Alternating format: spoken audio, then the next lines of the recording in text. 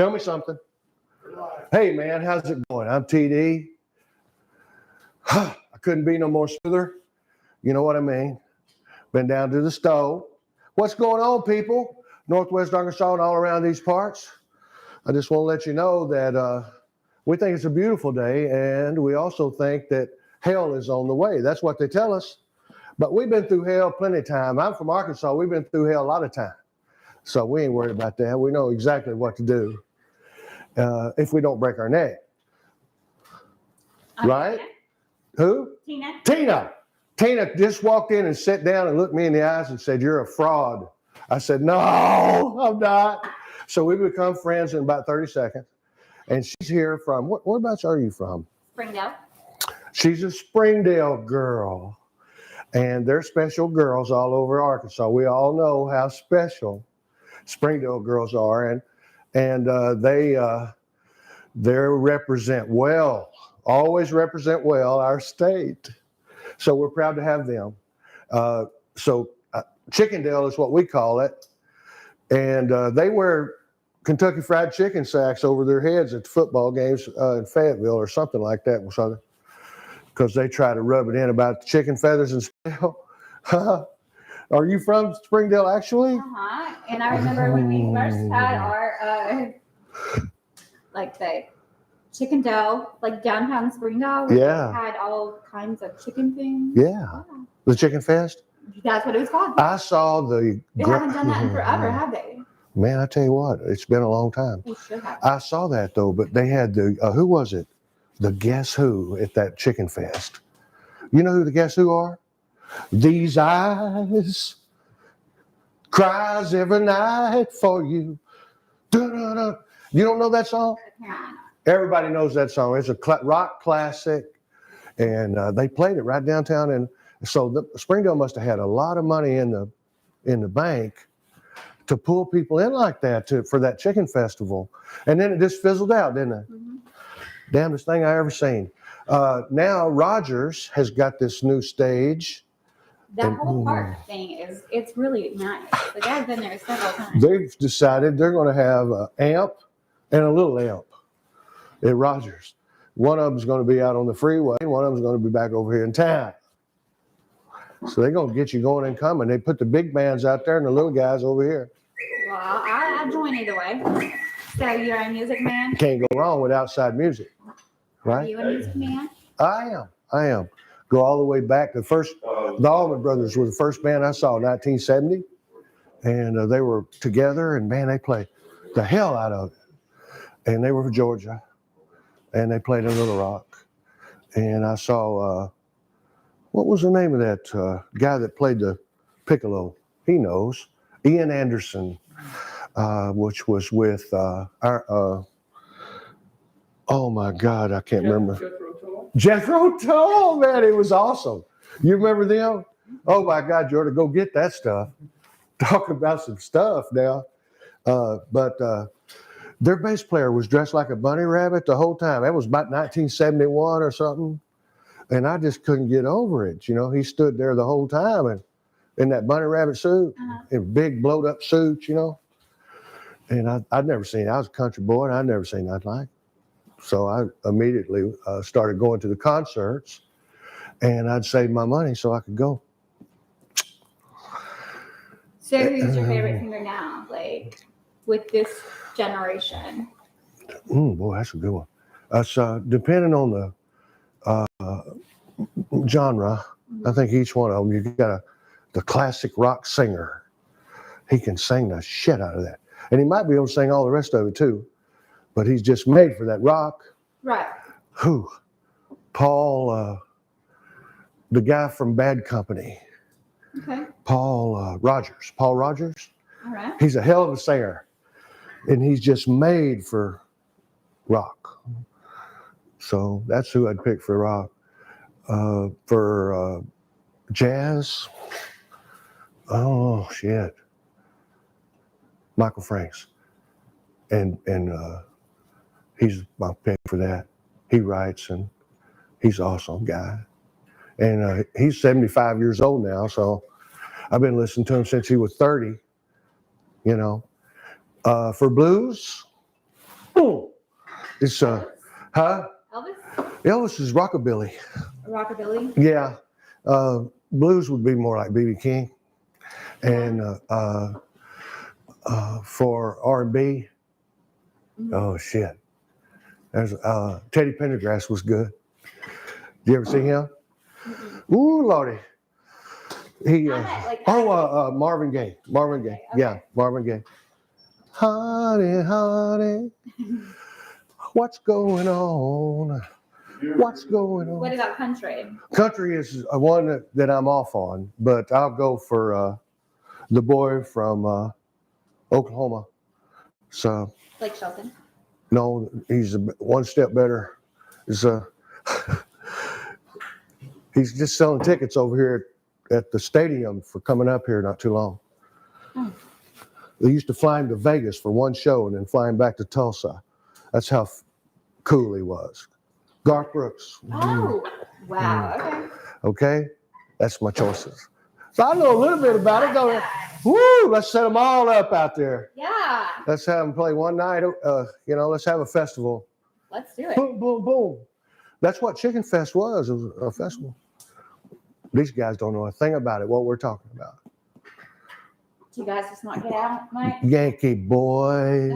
Oh, poor thing. Look at. Yeah, man, Chicken Festival. Wow, I ain't thought about that in a long time. What about the P. Ridge Mule Kid?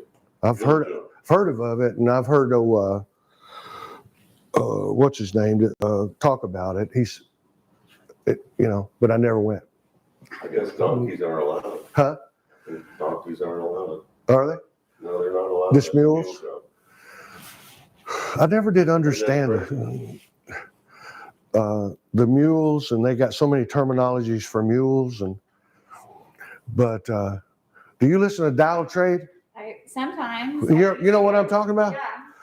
That's the damnedest thing. I got 2 chickens And an air and a rabbit. Yeah, an air conditioner. Isn't that something?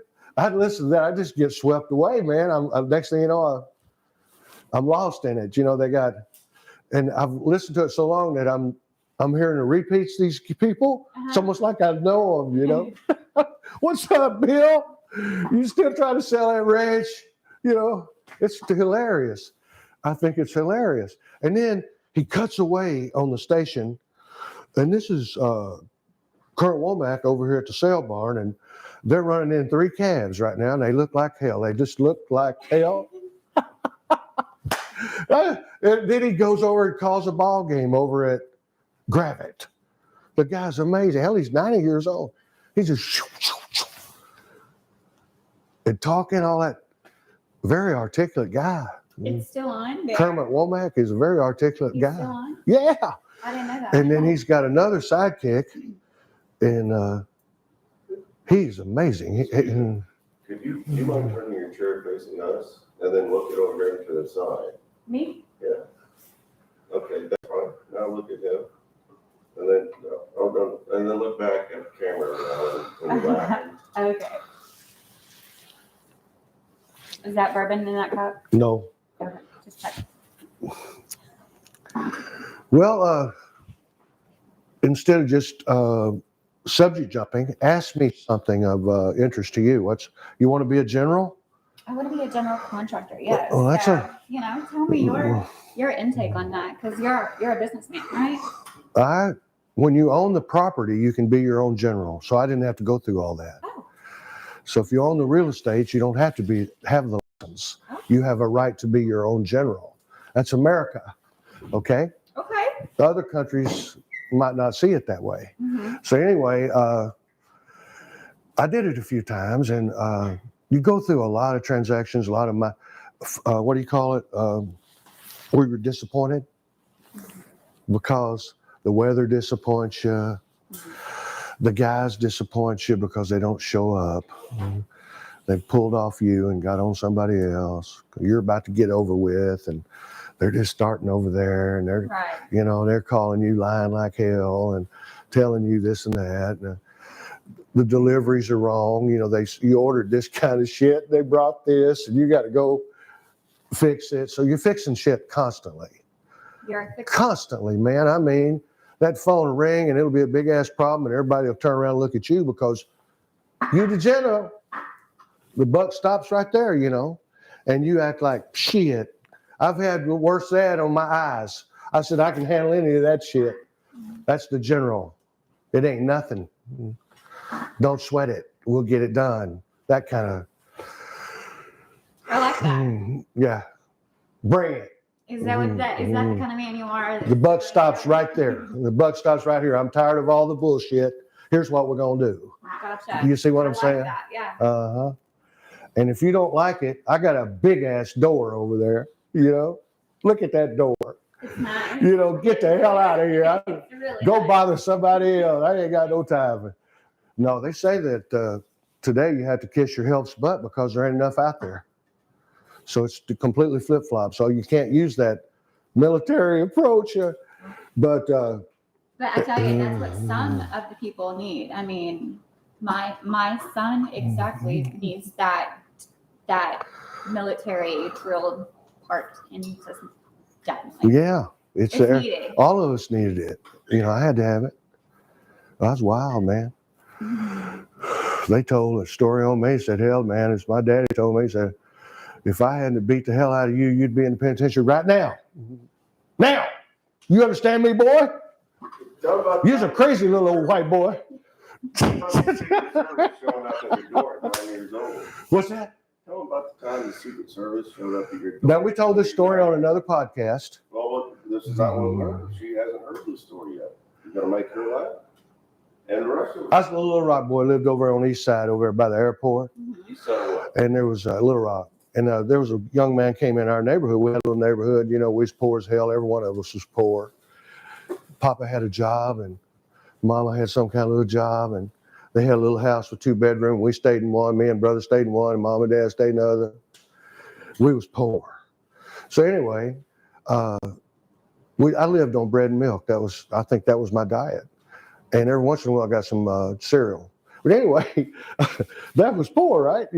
So this guy came and moved in our neighborhood. He said, hey, Terry, I'm going to show you how to make a dime out of this penny. I said, oh, shit. Here we go. Here's going to make a dime. And back then, a soda was a dime. Okay. So you drop that dime in there, boom, you pull it right out.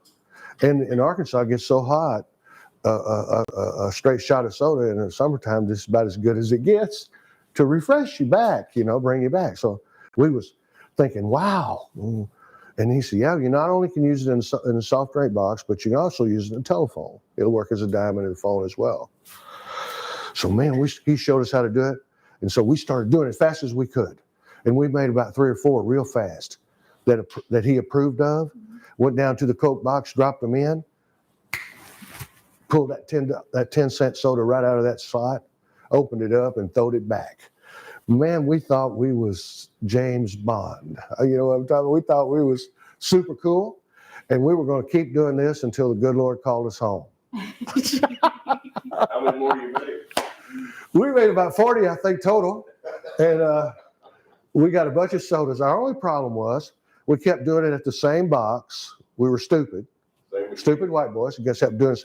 And so he set us up. He sent wife home in the car, and he stayed in the store and sat there and watched us defraud the government money and get free 1-penny drinks, Then he just walks out, opens the box, takes the box out, unplugs the drink box, and goes back in. Next thing you know, the FBI is at my door. 2 guys white boys, dressed sensationally. You understand what I mean? And tall. And I was 9 years old. So I jumped under the bed, firstly, as soon as I see them. Because I know it had to be me,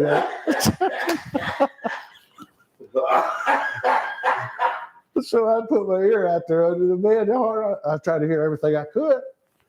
And he said that this is a federal offense and that there's 5 boys involved and your son's one of them. And he said, we want to tell you right now, we're going to give him this chance as a bye because of his age, but we want him corporately punished.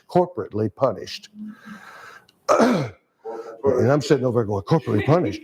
Corporally punished, shit. They lost me, you know. Doing them if they didn't lose me. But it don't sound good for me. Anyway, what it means is that you get beat half to death. So my daddy beat me half to death. He turned around and beat me half to death. I found out right after those people left what that was, because he found out I was making dimes out of pennies, you know.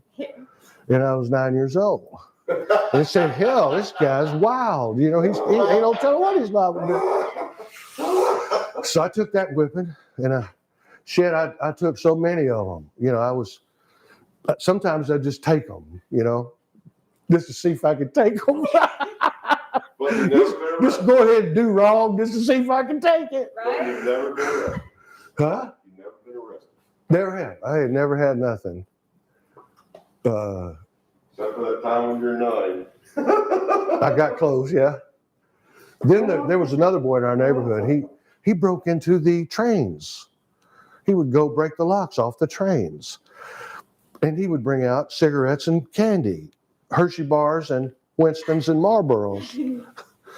And so he got us to sell them. He was the supplier, and we were the street salespeople.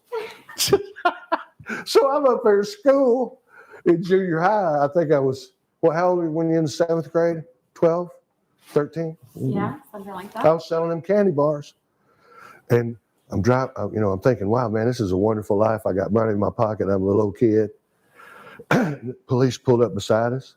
And the guy who broke in the train, his name was Gary Capps. I'll never forget. He said, is it Gary Capps? The police said, is Gary Capps one of you two?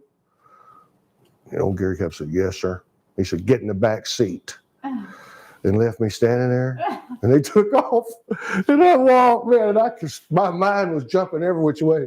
You know, I could have easily been in there. I could have went right straight to jail. I was an accomplice to this shit. I was doing all over it. And they let me stand. They let me stand because they would, I'm going to church Sunday.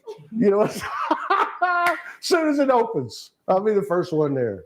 You know, give me the keys to it. I'll run the keys to that church. But anyway, that was wild. That was a Little Rock kid. And we was wild. We rode our bicycles all through the streets at night, at midnight. All the guys that had bikes would just come out and ride at midnight in the streets of Little Rock, downtown Little Rock, by the governor's mansion and all that shit, Louisiana, down in there. The Quapaw Quarter is what they call that. That's where the governor's mansion is. Big old grandeur homes. And so we was down there on our bikes at midnight, and they bake bread at midnight in Little Rock. So you can go down there and get bread at midnight. And a lot of people do that. They put a stick of butter in the middle of it. They'll ream out a hole in that thing and run that butter up in there and let it. Yeah, Little Rock was amazing. So that we didn't have racism like people thought. That was all a lie. What do you call it? Overblown bullshit by our governor. But we got nailed for it. Everywhere I go, they think I'm a racist. In the Army, everywhere I go, if I say I'm from Little Rock, they say, well, you're a racist.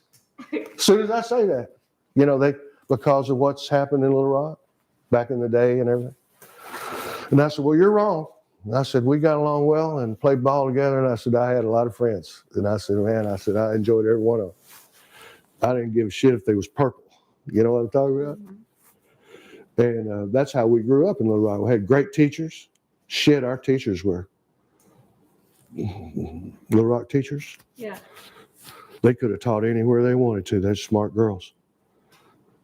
Great education system in Arkansas. You know what? I've been here a long time. I remember when Conway was shooting them teachers out of there. It was called Arkansas State Teachers College, Conway, Arkansas. Man, they were shooting teachers out of there like to fill these slots. Did you ever know one? School teacher? Oh, yes. You know what I mean? They don't make hardly shit, you know. You know, they don't make hardly, they're not big paid people, you know. But do you go into a job thinking about the money, or do you go into a job thinking about your passion? So maybe the passion outweighs the. It does. That's why they did it.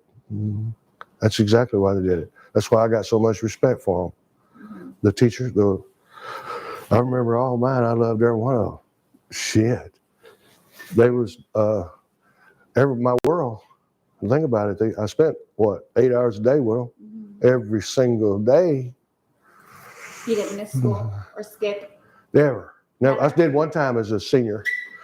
I had a flat, and they were having a teachers meeting in Little Rock, and the superintendent, the principal, the coach, all drove by while I'm sitting there broke down. They didn't stop. No, they did. They stopped and said, could help. I said, don't worry about it. I said, I'll change this, like that. So, sure. They went on to Little Rock, which is another 20, 30 miles. And I put the tire back on and drove to Wabaseka and went to the beer joint. And played that game where you Remember now, you're the shuffleboard. Is that what? Oh, really? You played that? I played that shuffleboard game. I thought that was the smoothest shit I ever saw. And they played some honky tonk and everything. And then about lunchtime, I eased on back over to campus because that's where everything was happening, man. Then you got alibis. The best alibis. I had, they knew that I was broke down, so I knew I had that morning. I was working it. That was down in near Pine Bluff. I moved close to Pine Bluff out there one time. And it's black people in Pine Bluff. That's where the black college is. And I showed my little white butt over there once in a while. They had some great games, and they had a wonderful band. It was worth a stop just to hear their band play. Pull over on the side of the road. They could really play that band, boy. Down in Pine Bluff, and they didn't have racism then either. They got along perfectly. They had black clubs, white clubs, pool halls where both of them would play against races, would team up and play tournaments. There was a lie about most of that. Fathers called all that. Did you ever go to the white clubs? Yeah, man. I was one of the only white boys they let in. Did the blacks come to the white clubs? Very few. Well, They just don't dig that. They just don't dig. Why do you say there's no racism? Well, they just didn't like that music. They had their own style of music and dance clubs and stuff. But there was always a few. I did live in the country, so the black boys that was there were country black boys. Country black guys like me. Just like, no, they weren't men. They was 15 years old. Country black boys just like me. And they wanted to make the team and pull all the girls down in the back seat and all that kind of stuff, just like me. They were just like me, and there was no difference in me. And every drop of sweat I spilled, they did too. And they became you become fast friends. And it's the way the world order operate. Like sports teams play, like they operate. Because you can't make it without him, and you know it, and he knows it, and that's the way it should be. But unfortunately, we're a selfish and rebellious society. How about the three black guys you played with in the neighborhood growing up to teach you the skills of basketball and how you got to be a basketball star in high school? There was three black guys. One of them was named Cornbread, one of them was named Lunch Meat, and one of them was named Fish. Cornbread, and one of them was named Sloosh. That's right, Sloosh Mouth, Cornbread, and Lunch Meat. And they came over to my house and said, let's play some ball. Man, it was July. It was hot as hell. You just walked outside and started sweating. You know what I'm talking about? And he said, no, come on over here. Said, we got the goal all set up and everything. I had over half-assed goal set up. It was pitiful. I wish I had a picture of it. I'd have it on my wall in my office because it was so base and rudimentary for basketball. It didn't have no net. The old iron thing was about wore out. It was crooked. But we played out there till I was blacker than they was. We'd play all day long, and that mud would get on my hands and get on my body, and their mud where they'd slap me and try to hurt me was all over me. And we'd play for hours. And it dawned on me somehow or another that if I kept doing this, I'll be way ahead of my peers. Is that the right word? My peers. Yeah. I'll be when by the time basketball season comes, they won't even know who I am. I'll be the misty shadow and the miraculous healer and everything. And because these guys are pushing me to no ends. I was blacker than they was at 5 o'clock in the evening from all the slaps I'd took and scratches that I'd gotten. And they were just beating me down. And I was taking 3 of them. We'd start out at 2-on-2. And then if I got the ball, they'd all 3 go on defense. So I would go against 3 of these youngsters. And they were a little young, maybe about my age, maybe a little older, I don't know. And by the time that we got back to basketball practice, it was like girls' game. It was soft. You know what I'm talking about? What I've been through Right. for so much, all these hot months, and my Your adrenaline is everything. I was breathing well. Everything was smoking, you know, and the hoop looked like it was that big. Hell, I was like, God, this is like taking candy from a baby because of that work you put in, repetition and all that. That's just no story. And I'll never forget those 3 guys because they might have been a reason I got 10 scholarship offers in basketball and baseball. But they didn't have anything to do with that. That was my passion, baseball. Basketball is a little harder than baseball. You run all the time, you know what I mean? Mm-hmm. But that's where the money was. You couldn't get money back. You couldn't get a scholarship back in my day for baseball. It was either basketball or football, or there wasn't going. So I went to Magnolia, Arkansas. A lot of people never heard of that before.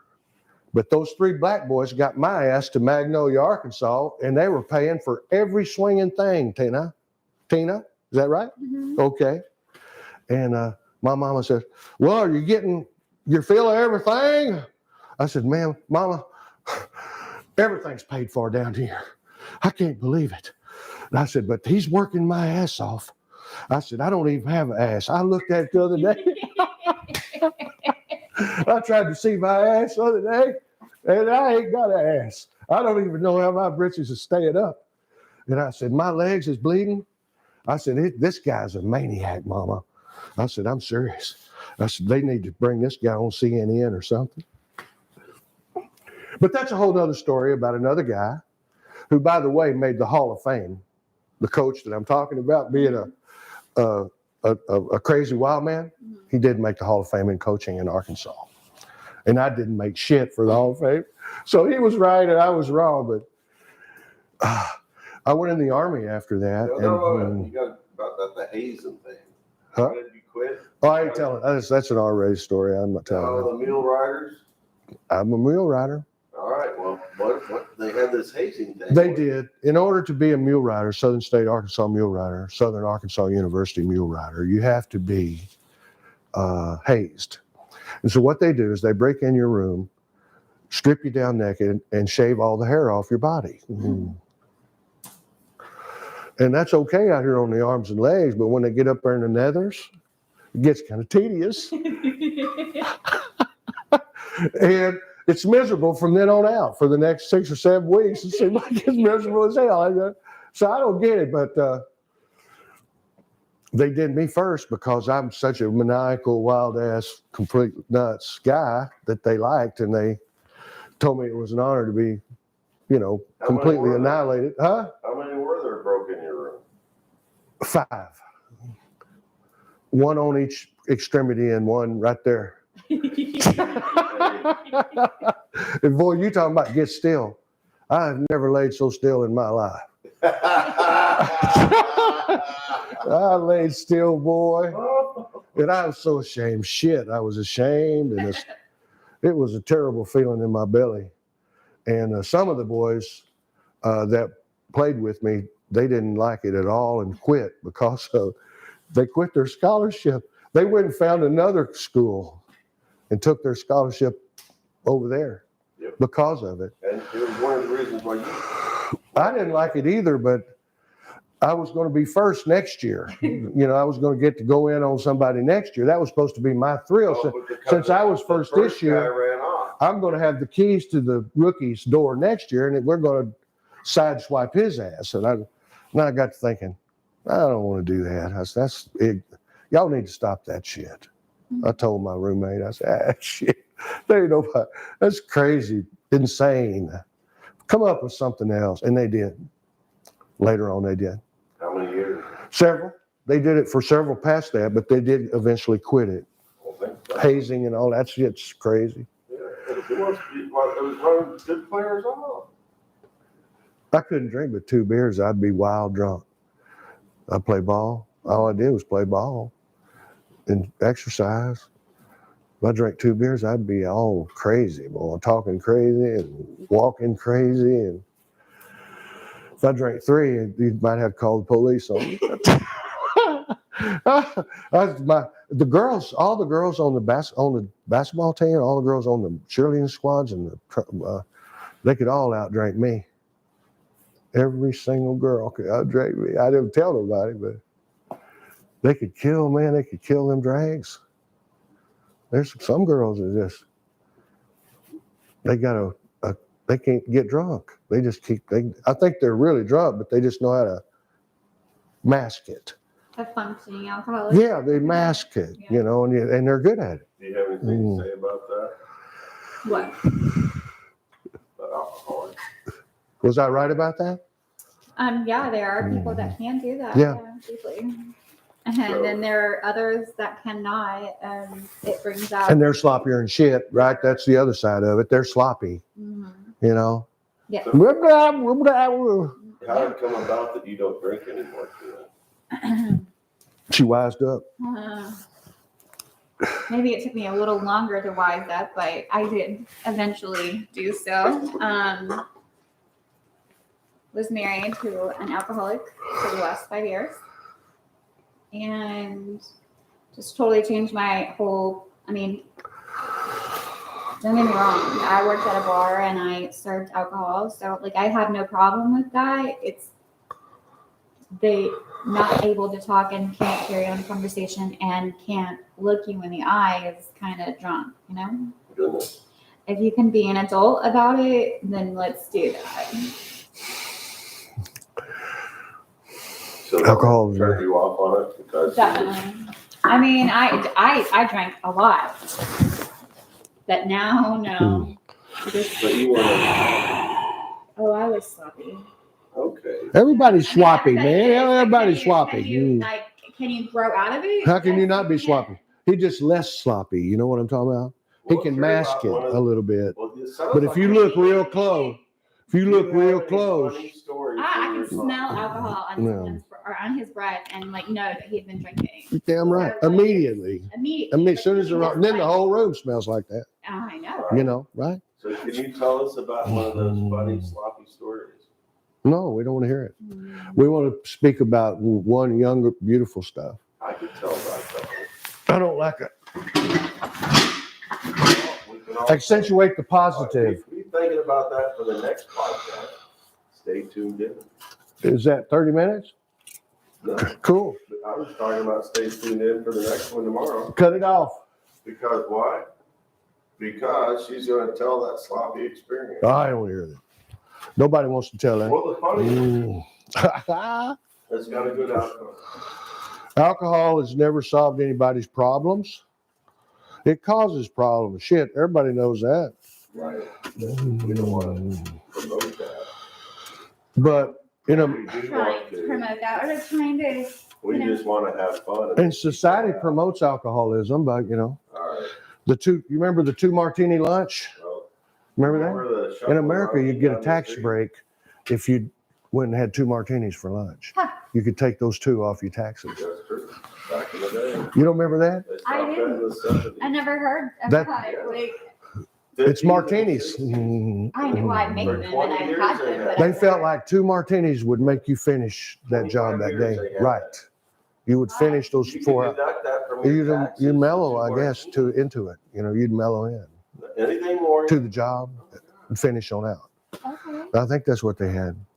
So can they do that now with marijuana? Mm-mm. No, It's nice they proposal. stopped that, but maybe in the future. Maybe in the future. Because 2 marijuana will be martinis is covered free. by your- Mm. Yeah, I wish. will. It will. Because And they'll prescribe different it's strengths. a medical thing, They'll right? prescribe different strengths to what your ailment is. You know the best ailment? What? Arthritis. Arthritis. Is that like how much you get, or Well, no, that gets you right in the door. just get you in the door? And it's all subjective. They You can't can turn me off. about your pain. Well, that's true. So are we done? Turn me off. I'll end it. Peace out. Everybody say bye. Bye. Say bye. Goodbye, man. It's TD coming out. Y'all have a good day today. All right. It's gonna snow. Terry's got a pee. We'll talk to you tomorrow.